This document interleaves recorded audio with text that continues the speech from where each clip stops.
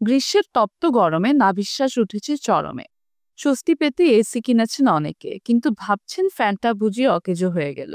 আসলে কি তাই? অনেকেই ভাবেন এসি ও সিলিং ফ্যান একই সঙ্গে চালানো যায় না। তবে বিশেষজ্ঞরা বলেছেন ধারণাটি সঠিক নয়। বরং এসি ও ফ্যান একসঙ্গে চালালে বেশ কিছু উপকারিতা পেতে পারেন। এই দুই যন্ত্র একসঙ্গে ব্যবহার করলে বিদ্যুৎ বিলের সাশ্রয়ও সম্ভব হয়। জেনে নিন আরও কিছু উপকারিতা সম্পর্কে। সিলিং ফ্যান ঘরের বাতাস ঠান্ডা করতে পারে না, তবে এসির বাতাস ঘরের কোণে কোণে পৌঁছে দিতে পারে। ফলে ঘর দ্রুত ঠান্ডা হয়। এসির সঙ্গে সিলিং ফ্যান চালালে বিদ্যুৎ খরচও কমানো সম্ভব, কারণ কয়েক ডিগ্রি বাড়িয়েও এসি ব্যবহার করা যায় তখন। এসি 26 ডিগ্রিতে দিয়ে সিলিং ফ্যান চালিয়ে দিলে 22 ডিগ্রির মতো ঠান্ডা অনুভূত হয়। এতে 12 থেকে 20% পর্যন্ত বিদ্যুৎ সাশ্রয় করা সম্ভব হয়।